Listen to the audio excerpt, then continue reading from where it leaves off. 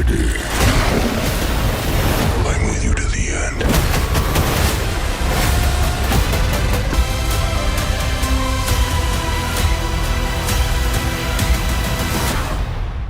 When Disney decided to buy up all outstanding Marvel characters, Sony was like, nah, we'll keep the ones we have.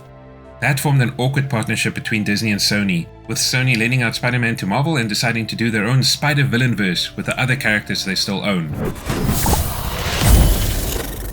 The first Venom movie did surprisingly well, grossing over $850 million worldwide on a $100 million budget.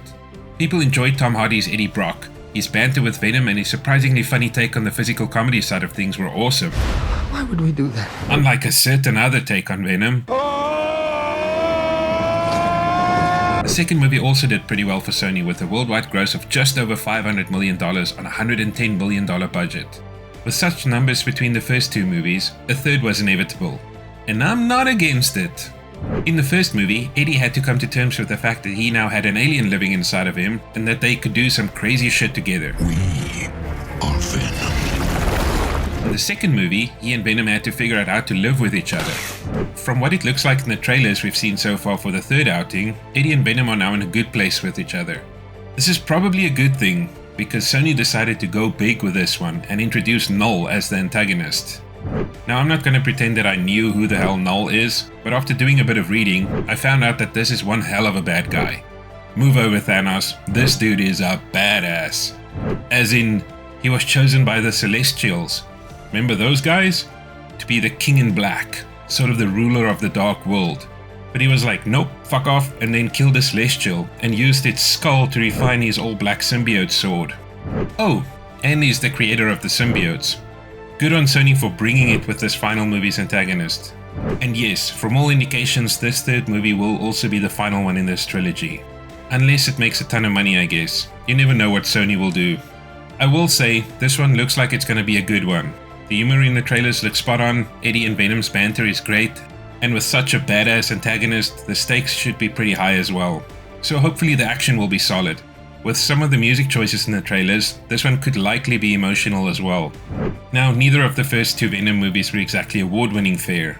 They were both fun, with great chemistry between Venom and Eddie, and both have very solid VFX. And let's be honest, not all movies have to be deep and heavy and emotionally draining. Especially with all the shit that's happening in the world, now more than ever, the idea of movies being able to transport us away from reality and give us that short escape is more important than ever. The first two Venom movies did that, and from the looks of it, this one will too. Only heroes subscribe to my channel, dear viewer. Oh, no, this is not about being a hero for me. No, you don't understand. I chose you to subscribe to my channel. You chose me? I'm sorry, you said you weren't gonna subscribe. Let me fix it. How about it? So I can break it again. Last time we saw Eddie and Venom was in the post-credit scene where they were on a nondescript island / some Central American country. Looks like we're starting there. Is this confusing things with timelines and multiverses? Yes. Does Sony care? No. Should we? Nah, just go with it. From a story perspective, what I can gather from the trailers goes something like this. Eddie and Venom are still on said nondescript island / Central American country.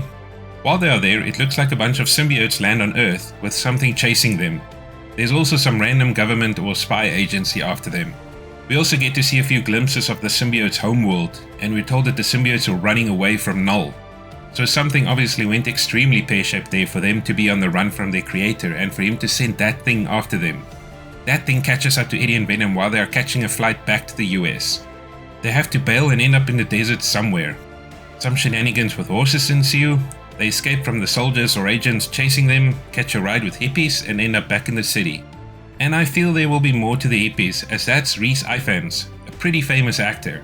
Being back in the city slaps! From what it looks like, this is where the final showdown might take place. We also see some fighting around a military base, so this could alternatively be the showdown.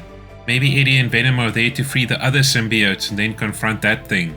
No more info is shown, which is good. I hate when trailers give away the whole plot. Who knows? Maybe Sony flips the tables on Marvel and gives us a way better villain than Kang. My creator. Of course. What's his name then? No. This looks like it's going to be a lot of fun. I'm definitely down for one last dance with Venom. Anywho, that's me signing off. We are. We're Venom! We are. Venom! Oh!